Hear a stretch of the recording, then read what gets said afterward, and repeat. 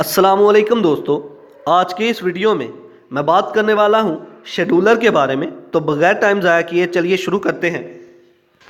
Scheduler तो क्या होता है कि हमारे प्रोसेसेस जो हैं वो जाते हैं जब कंप्यूटर सिस्टम के सीपीयू के पास, तो उसके लिए हमारा ऑपरेटिंग सिस्टम डिफरेंट काम परफॉर्म करता है। अब वो काम परफॉर्म क्या करता है?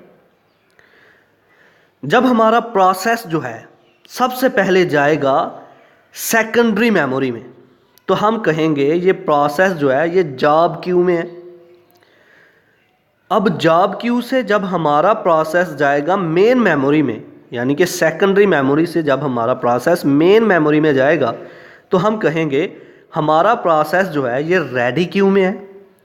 और रेडी क्यू से जब हमारा प्रोसेस यानी कि मेन मेमोरी से जब हमारा प्रोसेस सीपीयू के पास जाएगा एग्जीक्यूशन के लिए, तो इसके लिए हम कहेंगे ये एग्जीक्यूट हो रहा है, रनिंग स्टेट में आ गया। तो इस सारे के सारे प्रोसेस को करने वाला कौन है? इस सारे के सारे प्रोसेस को करने वाला हमारा ऑपरेटिंग सिस्टम है, जो कि हमारे प्रोसेस को डिफरेंट क्यूज से, डिफरेंट क्यूज क्या है कि job queue, ready queue, waiting queue, हमारा ऑपरेटिंग सिस्टम डिसाइड करता है कि जब हमारा प्रोसेस जॉब क्यू में होगा यानी कि सेकेंडरी मेमोरी में होगा, उसको किस वक्त मेन मेमोरी में लाना है, उसको किस वक्त सीपीयू एलोकेट करना है, ये हमारा ऑपरेटिंग सिस्टम डिसाइड कर रहा होता है। और इस प्रोसेस को हम कहते हैं शेड्यूलर। शेड्यूलर क्या है? ये शेड्यूल बनाना कि किस प्रोसेस को वेटिंग लिस्ट में डालना है और किस प्रोसेस को एग्जीक्यूट करवाना है। तो ऑपरेटिंग सिस्टम हमारा यही तो काम कर रहा है कि किस प्रोसेस को सीपीयू एलोकेट किया जाए और किस प्रोसेस को भी वेट करवाना है। तो ये सारा प्रोसेस क्या होता है? शेड्यूलर। तो आइए अब इसको लफ्जी तौर पर पढ़ते हैं। Point number 1, the process is placed in different scheduling queues throughout its lifetime. जब हमारा प्रोसेस क्रिएट होता है तो वो डिफरेंट क्यू से गुजरता है।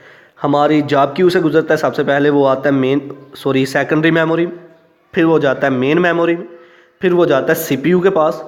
ये डिफरेंट क्यूज के अंदर से गुजर रहा है। अब इनको गुजार कौन रहा है? हमारा operating system. Point number 2, the operating system must select the processes from these queue in some way for scheduling purpose. Operating system इन क्यू से इसको सेलेक्ट करता है प्रोसेस को कि कौन से प्रोसेस ने जॉब क्यू से रेडी क्यू में आना है और रेडी क्यू से सीपीयू की तरफ जाना है, जिसको हम कहेंगे कि ये शेड्यूलिंग है। शेड्यूल बनाया हुआ है कि कौन से प्रोसेस को वेट करना होगा और कौन से प्रोसेस को सीपीयू दे दिया कि सीपीयू इस पर काम करना शुरू कर दे। इसे ही तो शेड्यूलर कहा गया है। Point number 3, the part of the operating system related to this decision is called the scheduler. Operating system का वो हिस्सा जो इस काम को कर रहा है, डिसाइड कर रहा है कि कौन सा प्रोसेस जो है पहले एग्जीक्यूट होगा और कौन सा प्रोसेस बाद में एग्जीक्यूट होगा, किस प्रोसेस को मैंने सेकेंडरी मेमोरी में भी ही अभी रहने देना है, किस प्रोसेस को मेन मेमोरी एलोकेट करनी है और किस प्रोसेस को मैंने सीपीयू एलोकेट करना है। तो ऑपरेटिंग सिस्टम का वो पार्ट जो ये सारे के सारे काम को मैनेज कर रहा है, कंट्रोल कर रहा है, उसको हम कहेंगे शेड्यूलर। ओके।